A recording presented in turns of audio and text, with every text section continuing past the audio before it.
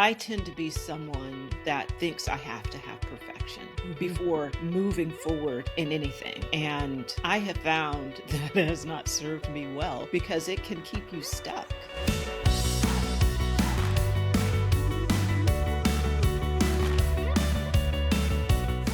Hello and welcome to The Secret of My Success. This is the podcast where we explore what it means to live a fulfilling life. I am your host, Erin Curran. Today, I am joined by the amazing Erica Lane.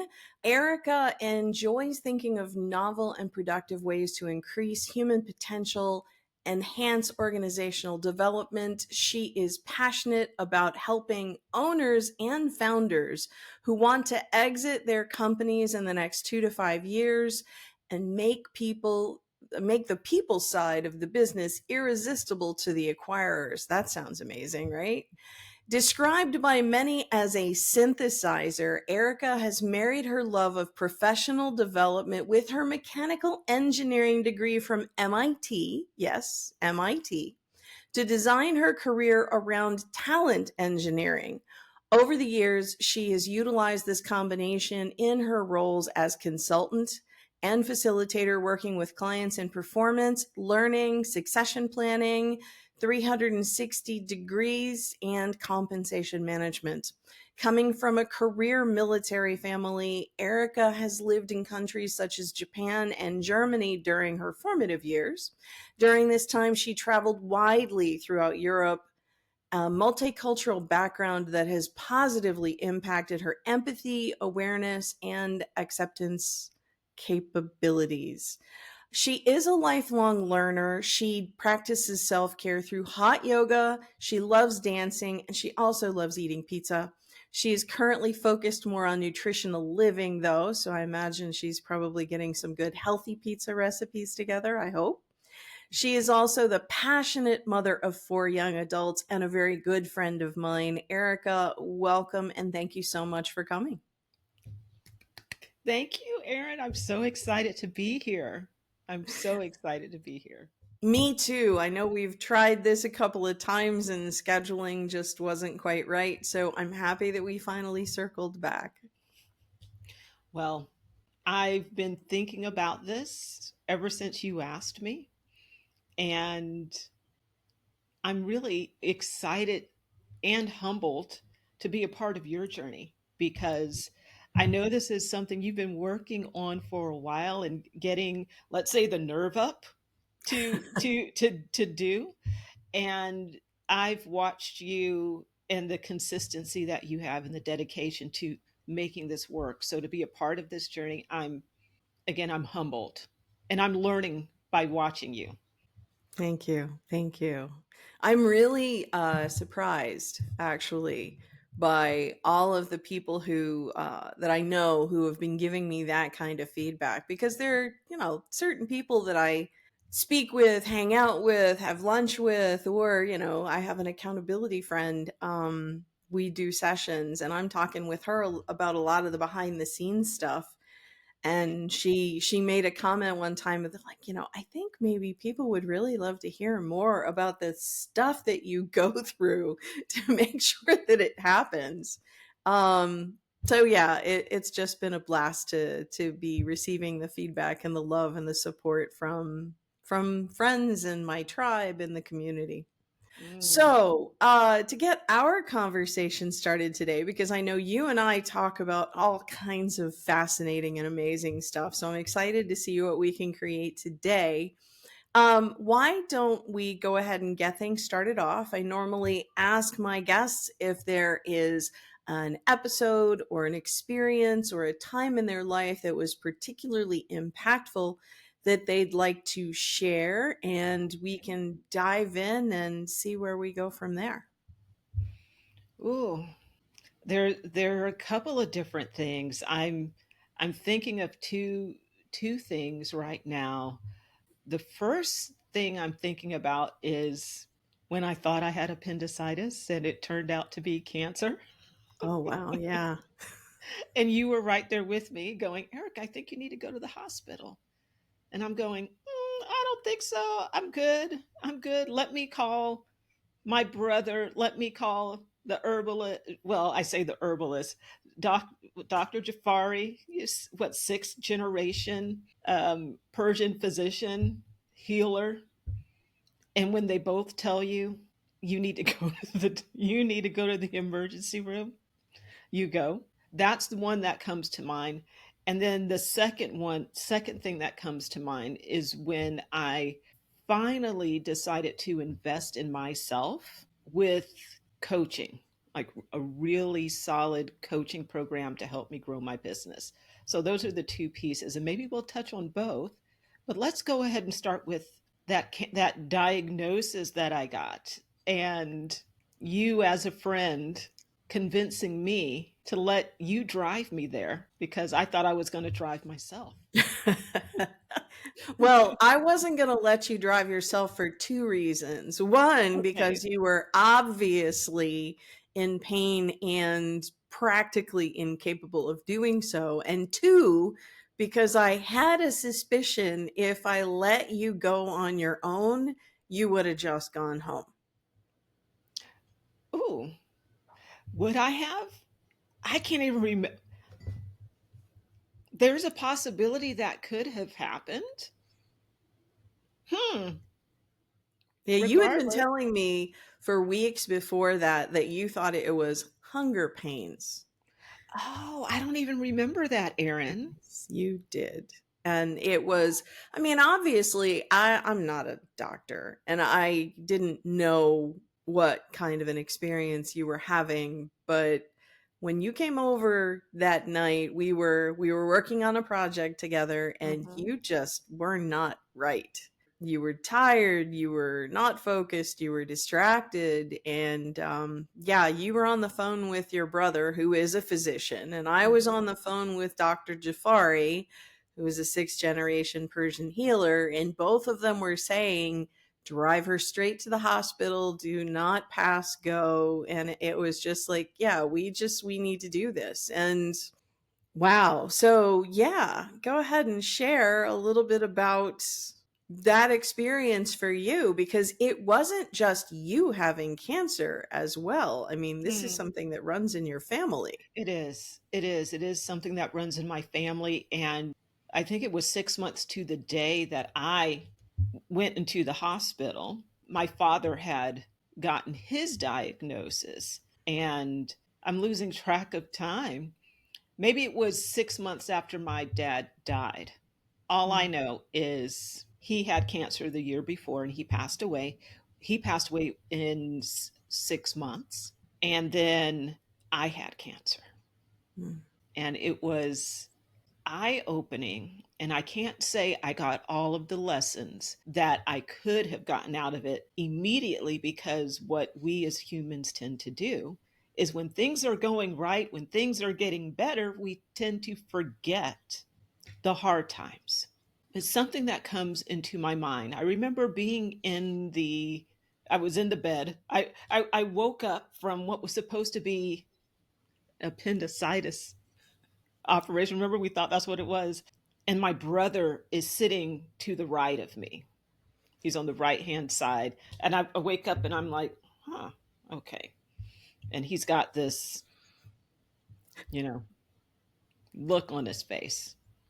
He was there because I was going through a divorce. And so the person who would have been my ride or die person, we just didn't have that level of relationship anymore.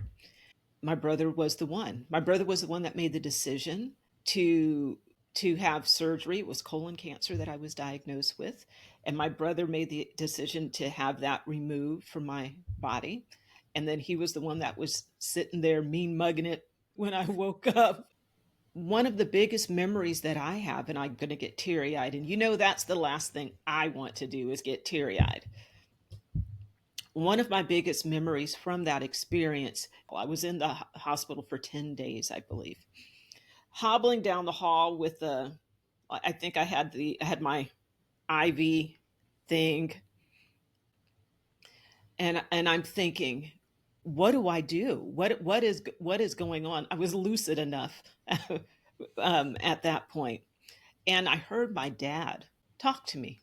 And he said, the reason it happened to me is so that you would know exactly what you needed to do to survive. Because it was with my father's experience that we really started to dive into more of the natural health solutions. How can you support yourself through nutrition? How can you support yourself through your environment? He did a combination of I'll say Western and more traditional medicine. Traditional being we've got the earth can provide for us, God will provide for us. We can use food as a catalyst to healing. That is something that, I mean, it makes, like I said, it makes me teary eyed to this day. And as I'm sitting here telling this to you, I know I haven't been acting right in terms of eating and nutrition, which is why I'm turning more into that area again, because I got complacent. I didn't keep up with the changes that I had made because, oh, it's over, it's gone. There was still that level of consciousness awareness in the back of my head, but I didn't always hold on to that. It wasn't present enough, and the decision on my part wasn't strong enough. There wasn't that determination to help me really move. I want to say move forward, and I say move forward. I was good for about 5 6 years, and then I started getting a little squirrely. Mm-hmm. So Isn't that really the way? Like you say, it's once the danger is over, once the emergency is done, then if we really haven't backed up this new way of living with the seriousness of the situation mhm. and the in Nichiren Buddhism we call it the ichinen, it's a level of determination. If that is lacking, then eventually the busyness of life, Mhm. the inconvenience of the structure that needs to be put in place to eat naturally, to take the supplements, to purchase, prepare, to manage all of these things, to take the time to pay attention to what the body is telling us, because the body is speaking to us all the time. It's because I'm the same. I actually have not seen Dr. Jafari in many years, precisely because I keep going, well, I don't want to go back because then she'll see. All she has to do is look at your face and she knows exactly what's going on with you. You had ice cream yesterday, didn't you? Yeah. Or you ate pizza last night. And she's magic. She's not really magic, but it's like I respect her so much that I don't want to disrespect her by showing up with my raggedy ass self. Being like, I am just a hot mess and I ain't been following a thing that I know you told me to do over so many years of our Yeah. relationship. And it is like she is always in the back of my mind because I know what to do, but I choose emotional impulsivity. Or like, what are your thoughts on falling off the wagon and that whole doom cycle, if we call it? Well, I wrote something down as we were preparing and working through my technical issues, which were Erica, turn the dang microphone on, right? Just turn it on. Then she'll be able to hear you. I wrote something down, and it's funny because what I wrote down was progress, not perfection. Mm.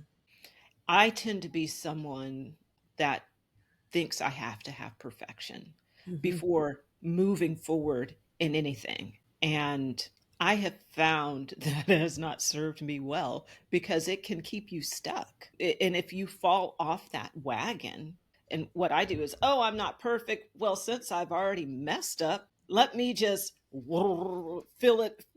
I might as well eat everything or do everything I was that is wrong or not healthy because I've already screwed up because the focus is on perfection at that point. And that is something that I have to consciously address on a regular basis. This does not have to be perfect.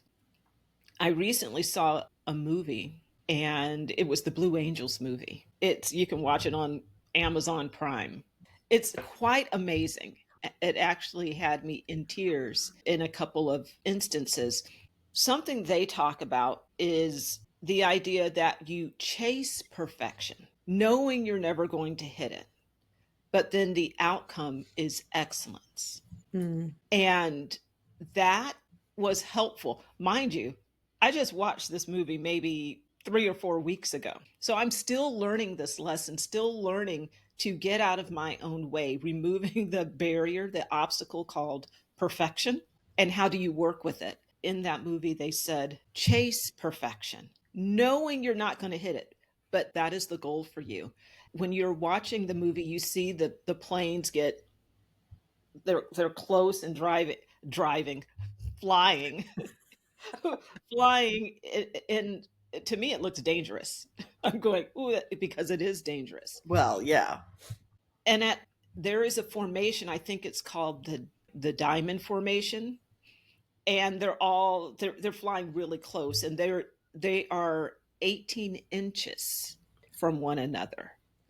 And I don't know how fast they're going, maybe 400 miles an hour. I don't remember. It's crazy fast. Yeah, don't quote me on any statistics and stuff like that in terms of the Blue Angels, but they're flying so close together that they have to have this level of awareness. They know they're not perfect in doing, they're not perfect, and you're watching them adjust. And I think that's the beauty of it. They're constantly adjusting. So knowing what perfection is, and I think this conversation is creating aha awareness for me.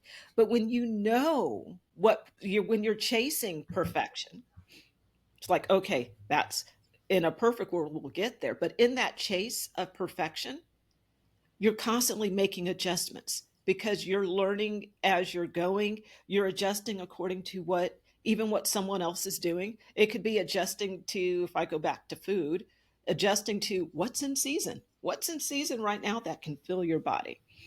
If I'm adjusting to the people that are around me who are enjoying like a nice piece of cheesecake or something, what exciting choice can I choose for myself?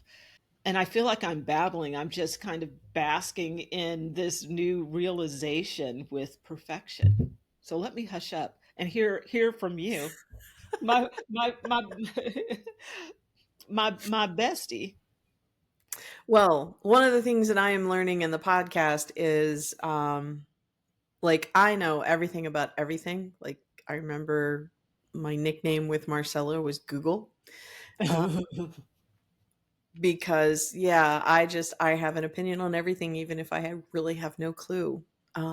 So I don't need to be the only one talking. I enjoy this space precisely because I get to listen to other people.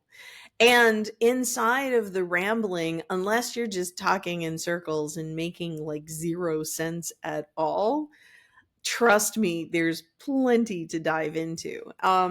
One of the things that I love about what you said, like progress over perfection, absolutely, because it's like you've seen the memes on Facebook where there's the guy who's putting the bricks up one at a time versus the person who's sitting there with a pile of bricks and nothing gets done. Hmm. Um, if you just wait for the system, the circumstances for life to be perfect, it ain't never going to happen, which, like my experience with the podcast, if you take a look at the first episode versus where I am now, there's a tremendous difference. Now, somebody else who's just starting the podcast might not start as great as me because I have been running at this wall for about 10 years, buying little pieces of equipment along. And you've been there for all of it. Oh, yeah, yeah. Like, hey, Erica, I'm going to interview entrepreneurs right now. Could you come and be one of my playmates? It's like, it's been cute, but it's like I've learned from all of it. And that's really what progress over perfection is. It's like being willing to take those little steps. I love that idea of chasing perfection, knowing that you're never going to hit it. It's like that expression, shoot, aim at the moon, you'll land among the stars. Or is it aim for the stars, you land on the moon? I have heard it Oh, I've heard, I think Okay. lately I've heard it, aim for the moon, you'll land among the stars. And I know scientifically stars are farther, so that makes no sense. It all works. But, from a dreamy, fably kind of a space, it does.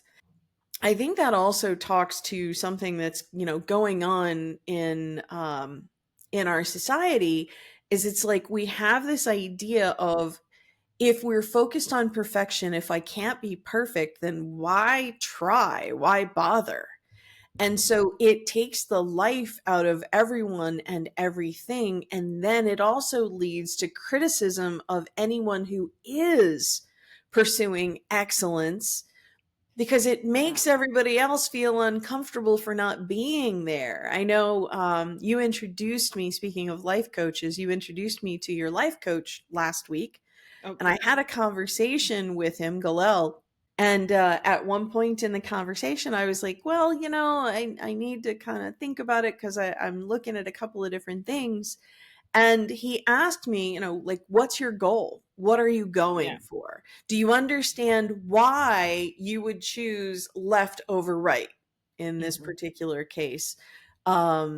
It's the opportunity to go for a particular certification versus going to coach directly with him.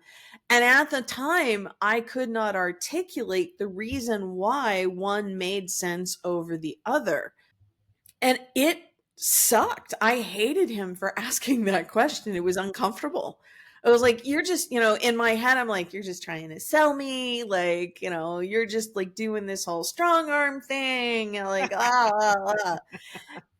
the truth of the matter is, in order to pursue excellence, and, Yeah.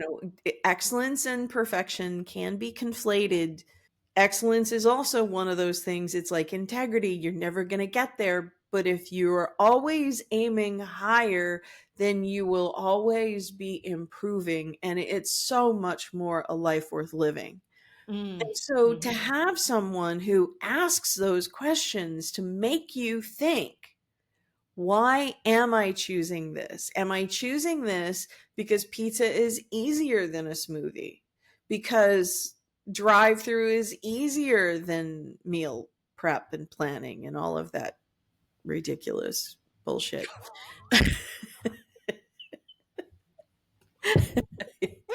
um,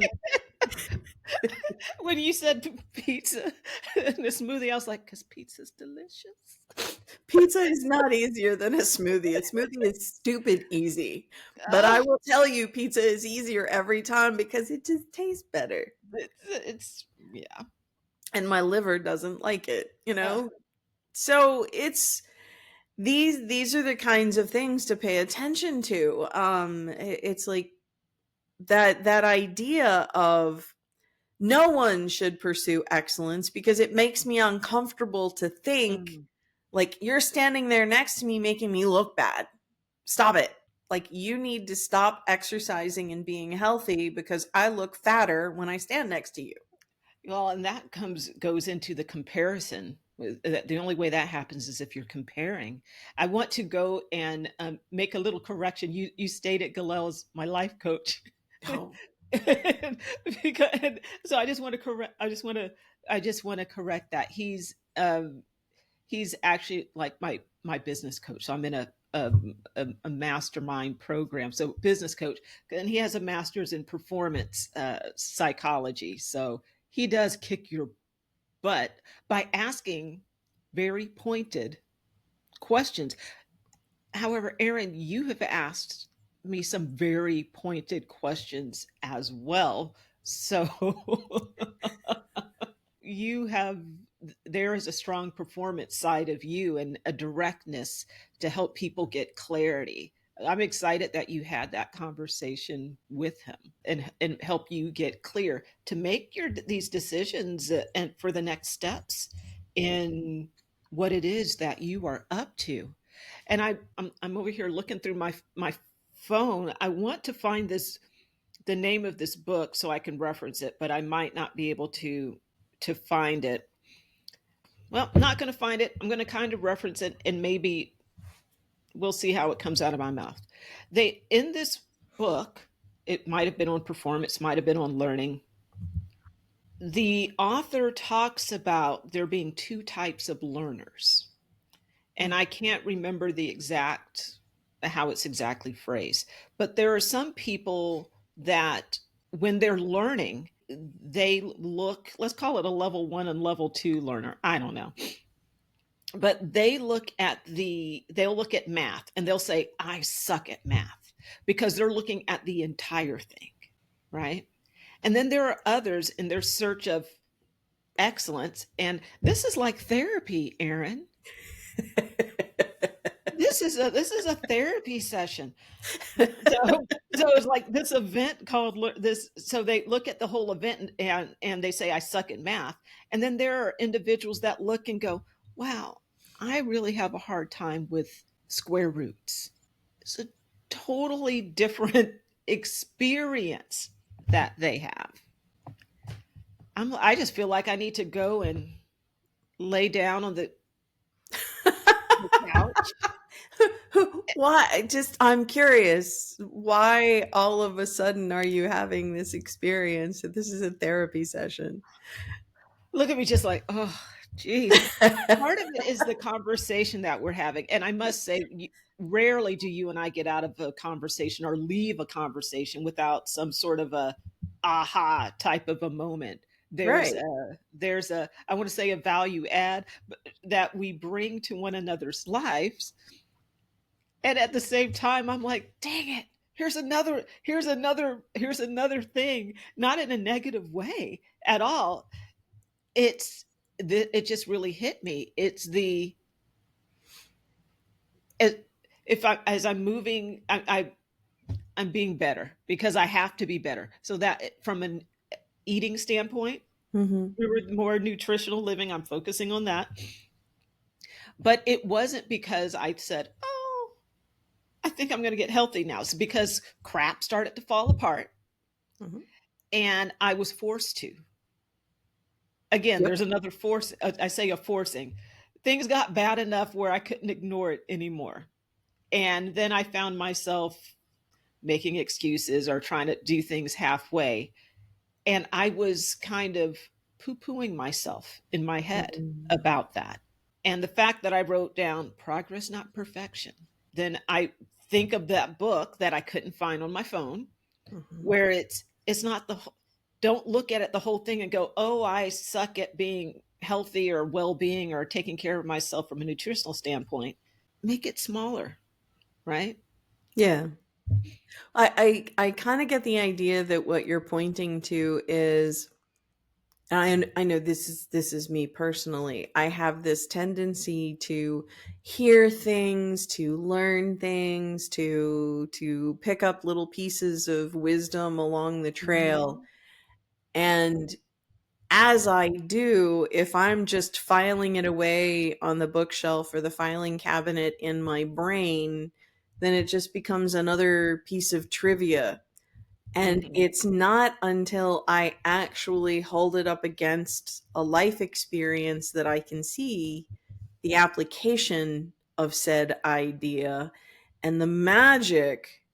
I think this is because, Mm. what I'm fascinated by is like, as I'm listening to you talk about this stuff, you're speaking about it with such conviction and such, this is stuff that you've learned, this is stuff that you know, and there's some sort of an aha that's happening back there that I'm telling you most people aren't seeing, except for when you're saying, "Oh my gosh, this is like," I'm confused because you're talking about it like you know it. But I think what's maybe going on is you're looking at like, "Oh, we just talked about this personal experience and there's this knowledge that I learned, and oh my gosh, that's how it fits together." Is that Well, kind of what's up? yeah, it that is kind of what's up. And I think, at least for me, Mhm. if we go to, I want to say, practical application, and instead Mhm. of it being knowledge that is sitting on a shelf, for me, I am an auditory processor. And as I talk about these things and little blips pop into my mind through this platform, through this podcast experience and other experiences where I'm talking, everything is like it's my aha moments. It's reminders. Hmm. And it's healthy for me.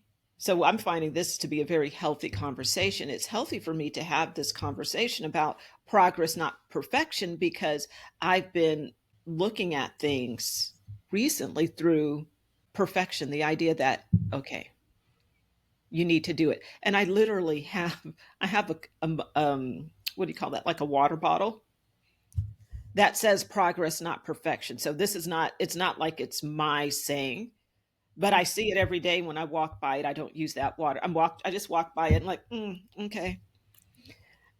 But it's through this conversation that it's reminding me, Eric, you don't have to be super perfect, right? Yeah. You can chase it. And I must admit, with the changes that I've made, there are I'm seeing results. So I will let you know I'm supposed to be doing this detox. I chuckle. It was just 21 days, 21 days. And I was struggling to do it because, dag flabbit, I flipping don't want to do it. I'm just being, I was like, I do not want to go 21 days without something I think is delicious. So whether that be garlic knots or something, right? I was like, I want something delicious Mhm. because I deserve it. I like it. I don't know if I were to kick it 2 weeks from now, would I be excited that I detoxed? Or would I say, man, I wish I had that delicious fried rice from the Thai tapas place down the street? And I think I want that Thai stuff. I think I want that Thai stuff. So as I'm thinking about this, and instead of beating myself up on it, and with this detox, not wanting to really do the full thing, what I have been doing is it's probably more like 70% of my diet is that super, super, super healthy stuff. And I'm seeing the results. And as I see the results, I'm going, so why aren't you doing the full detox, Erica? So I can't even say I'm doing a detox. I'm just eating better. Technically, you're doing a detox because you're not Mm, retoxifying. Like, here's the thing. mm, 51% good decisions and 49% bad decisions. It's still you're kind of winning. And yeah, I'm not suggesting that you keep it, in a lock like that, but if you're doing 70% really good food and 30% questionable choices, your questionable choices probably aren't nearly as questionable as they would be if it were 70% questionable and 30% good. I would agree. And there are some things that I have detoxed myself from, like sugar. Like, goodbye, goodbye. As delicious as you are, a bag of gummy bears. But it So, hurts so bad. what, no sugar? No, the sugar, Oh, the like sugar. Yeah. when you're actually tuned in, when I'm really tuned in, like I didn't have sugar for, I think, a month. It started when I got an eye infection back in the middle of May. And right around the same time, I think it was like a week before I joined one of these online ketogenic kind of challenges. And so sugar was out. And I did fantastic for a month. I mean, I wasn't really like super disciplined and like really worrying about how much I ate or these kinds of things, but there were just certain no go places. And in the last week, I've had a lot of stress because it's like I'm in the last 2 weeks of winding down and transitioning over. And after a little bit, sometimes there are just certain aspects that kind of get to you because it's sitting on that one button that just really Mm. sucks. And so I made a couple of questionable choices this week. Well, I'm not going to say questionable. I went full on dark. And like within an hour I'm going, I feel fuzzy. I don't feel good. Like I was feeling like get up off the couch and now it's like it hurts. Yeah. Oh, wow. So if you're really paying attention and like when I'm not so dulled that I can't tell the difference between a Brussels sprout or Ben and Jerry's, then, none of it matters. They both start with B. Yeah, exactly. That's about it. See, but there are choices that we can make that have us move in a particular direction. And so, if there are certain no fly zones and the rest of it is kind of available, like if I'm going to go out to dinner with somebody, I'm not going to be so militant and vigilant that I'm just not going to eat anything. Yeah.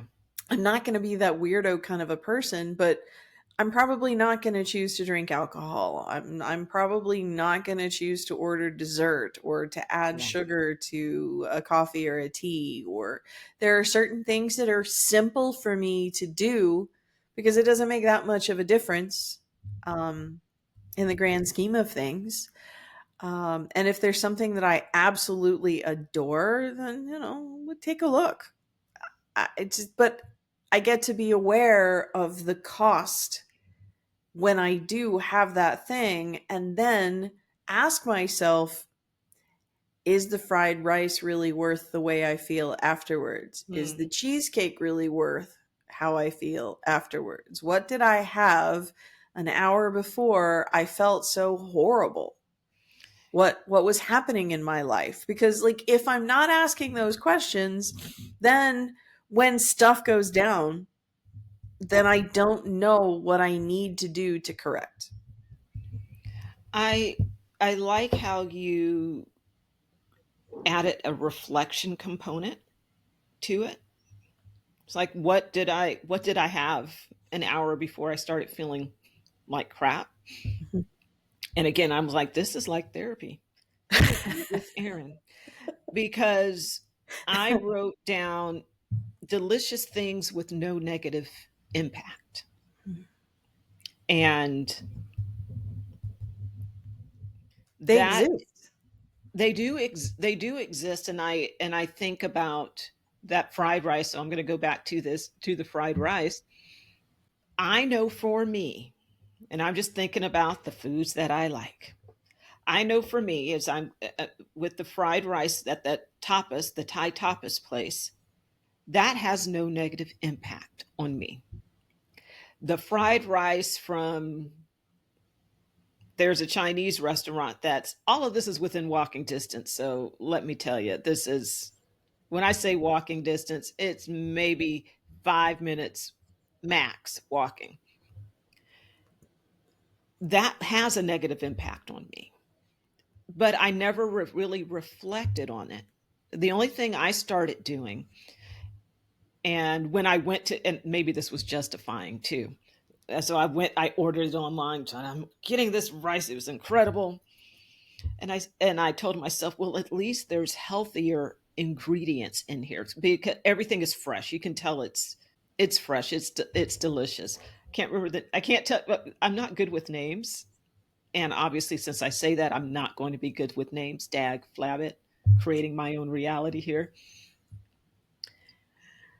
But I'll have to again. I have to look it up. It's a beautiful Thai tapas place on Calle Ocho in close to 17th Street. So if anyone feels like looking that up, it's amazing, and the ingredients are fresh. It's a Michelin rated uh, restaurant, and it's I think they said Thai street food. It's so good, and maybe that as I chase perfection for nutritional living, healthy living, making these decisions based on no negative impact. I can have we'll say, have my cake and eat it too. But for me to do that, I have to be willing to reflect on what worked and what didn't work instead of kicking myself when I do something that has me feeling, um, physically feeling bad about it. Or I say physically feeling, usually that's when I notice it, when there's some sort of physical. demonstration that I went down the wrong path. So I love how you did that, just reflecting on that. Thank Well, you. it's absolutely true. I mean, when I had that eye infection a couple of weeks ago, I went to a walk-in clinic. She gave me antibiotic eye drops. When I went back 2 days later to have it looked at, she says, I don't like the way it looks. First of all, have you been doing the warm compress? I was like, no. You didn't explain to me why I needed to do it. And so it was just like inconvenient for me. So I didn't bother. Um, like, and she looked at me like one of those stubborn know-it-alls, like I kind of can be. And she just went, okay, great. So we're going to do an internal antibiotic. And I think she just went as high as she possibly could. And at the time, I didn't think I was allergic to anything. So she prescribed this like nuclear bomb of an antibiotic prescription and told me I needed to go see an eye doctor. And I was like, well, do you mean the one over at America's Best? Because, like, I don't know the difference between, I didn't know the difference between an Okay. optometrist and an ophthalmologist. Now I am very clear through experience. And she was like, "Oh, here we go with the know-it-all again. Fine, just go to whoever you want. I was going to send you to the Eye Institute." So I go see my optometrist, and I'm like, "Hey, I have this thing," and she goes, "Oh, you need to go see the ophthalmologist." And I'm like, "Oh, I understand." And then she says, "Have you been doing warm compresses?" I'm like, "The hell with the warm compresses." Oh, well, because it opens up the gland and it helps to express. And I'm like, oh, now I know why. I'll do it. So I go home and I start taking the antibiotics and doing warm compresses. The next morning, I'm running 102 fever.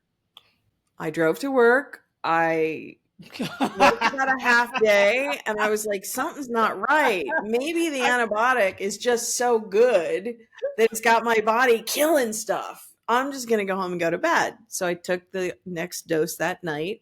Friday morning, woke up and I was like still. And it was midday Friday that I finally realized I was developing hives and I was 102 fever for 48 hours straight. Maybe you're allergic, Aaron.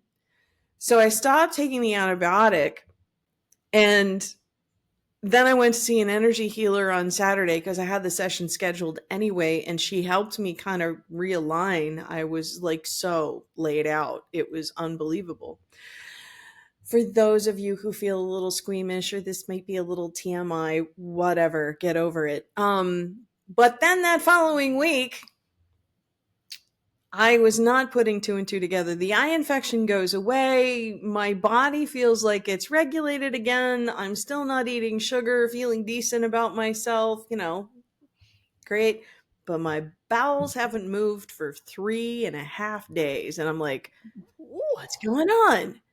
And I'm thinking it's related to the new diet. But then all of a sudden, after like 4 or 5 days of this, I'm like, you know, that antibiotic kills the biome. It like kills everything. Like you haven't been taking any probiotics. So it's like when you're related to how your body functions and when you're related to the different things that are going on, that's how, I mean, I could have gone back to the walk-in clinic and gone, "Hey, I'm still running a fever. I don't feel good." Maybe they would have caught that I was allergic to the antibiotics, maybe not. But because I am aware enough of my body, even if I don't always pay attention to what it's asking for, I know when I'm totally going down the wrong road. And I know what my rhythms are enough to know it's time for me to reevaluate my life choices because something's not really working out right now. And like once I start to pay attention to those things, then it's really simple to get back on track if the whole world isn't off track. And so I love Mm. what you're thinking with this, with the difference between the Chinese and the Thai fried rice, because that tells me that you've gotten yourself cleaned up enough where you're still kind of off sides a little bit, but you're also paying attention. Well, again, I'm going to, yes, I am paying attention. However, it wasn't until we had this conversation that I'm putting two and two together. trying to give you credit. Okay. I want to point that out. It's the reflection piece is incredible because I did know that yes, the Thai stuff made I felt fine. I was like, oh, I felt good. But again, this conversation is really bringing this to light for me. Good. Awesome. Well, I'm happy to be of service. Ah, Um, this is a vehicle for change and transformation. And I think that's something valuable for those of you who are listening into this conversation at home going, I don't know, I think I just dialed into a party line and I'm listening to somebody else's phone call. Um, there is a point to all of this, and I think one of the biggest points, paying attention is really important, but also what you were pointing to earlier, Erica, where it's like if I just read a book and learn it, and if I'm not having a conversation with somebody about it, if I'm not having to re-explain it. I've been doing Joe Mhm. Dispenza's progressive program in the last 6 months. And every 20 minutes, 15, 20 minutes, he will stop the action and have everyone explain it to their partner for exactly this reason. Because when I'm listening to you say it, it might land in a particular way, but when I have to actually figure out how to convey the idea, explain the situation, whether it's I'm pulling in personal examples or Mhm. I'm grokking it from a different angle, like whatever it is, I think we're using more of our brain to be with the material that then has it go to deeper or higher or however it works to Yeah. different levels across a broader spectrum. You're connecting the neural network in new ways. Mm. I'm just if people are listening, they're probably going, "What is this crazy lady doing?" And I'm just really what I'm just letting it in, just kind of sink in to Hmm. me what you said.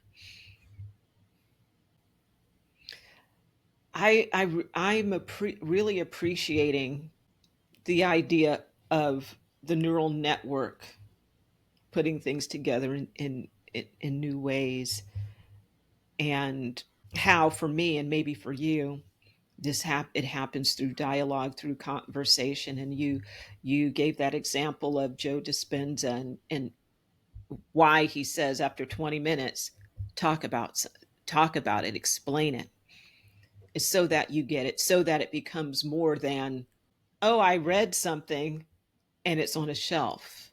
You start to integrate it into who you are. And I think that's something that's really important to acknowledge and recognize. And I think it's a great lesson for people to even take away from this. When I work with leaders and we're talking about developing themselves, I'm always giving reading assignments. Read this book, do this. I want people to get that information, but something that I say to them is start reading the book. Read the book. And if you get to something that grabs your attention, stop reading the book and go apply that right now. I would rather you read 27 pages out of a 200-page book and get one thing that you put into action, as opposed to reading the whole book and doing nothing with it. Super powerful. And it's also that idea of progress over perfection. Perfection Yeah. would be I read the whole book, teacher, Hmm. but That progress, used to be where I lived. That used to be where I lived. In many ways, I'm still living there. well, you're slowly moving. I'm slowly moving, and the my wisdom sparkles are proof that I'm moving. And I'm starting to get this thing, Aaron, this thing called life. I'm starting to get it.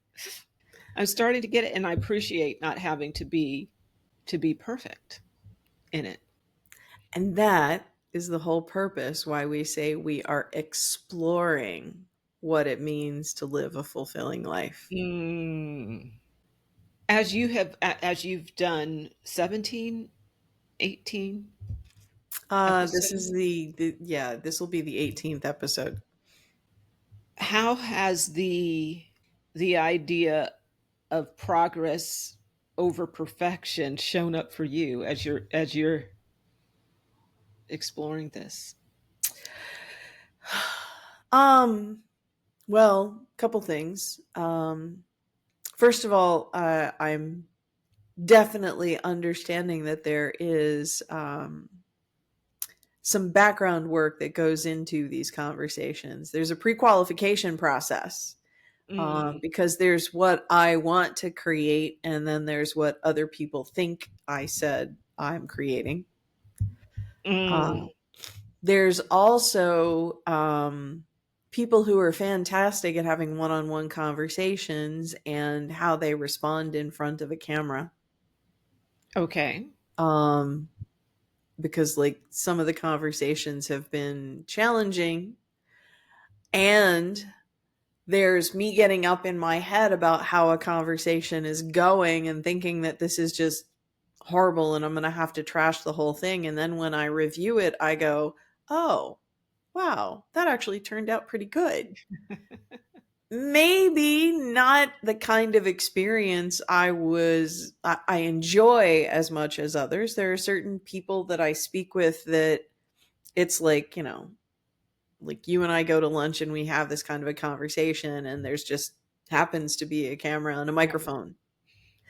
And then there are other conversations where I'm learning to be patient and to allow and to encourage the unfoldment.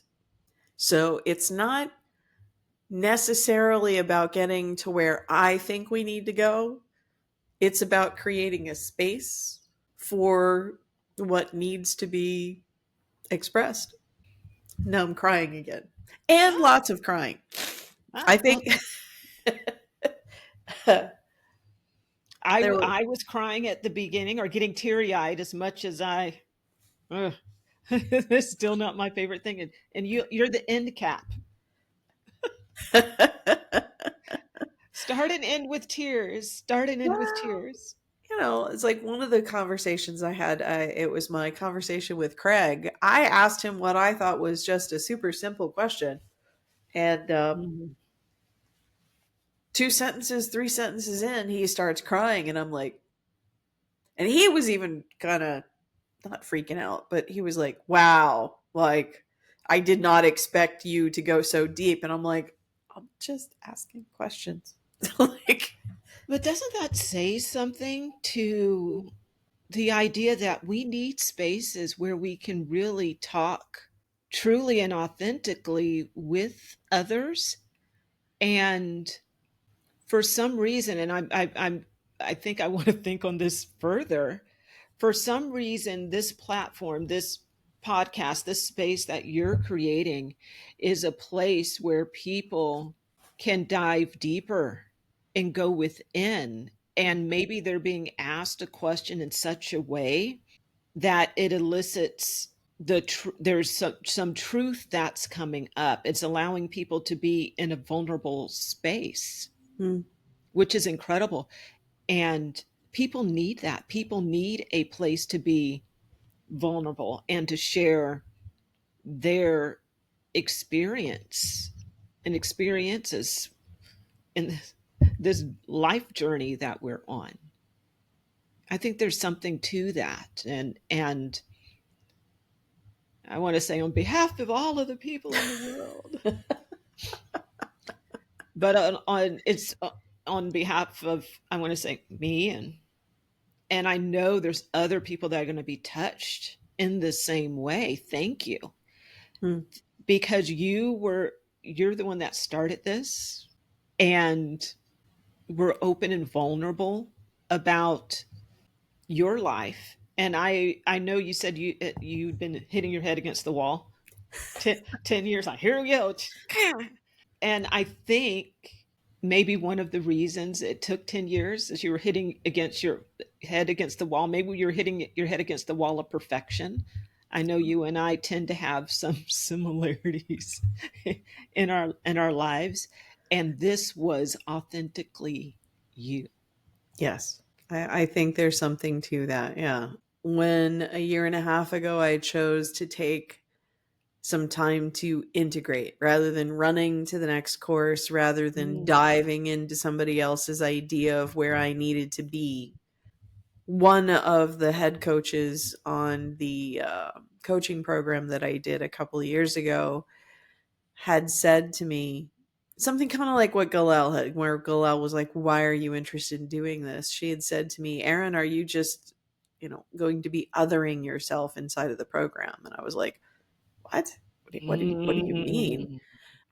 And I got that, like, my go-to solution was just to run to the next thing, but to keep myself on the periphery, on the edge, just enough that I could kind of get what was going on in the program, but not really get the program. Mhm.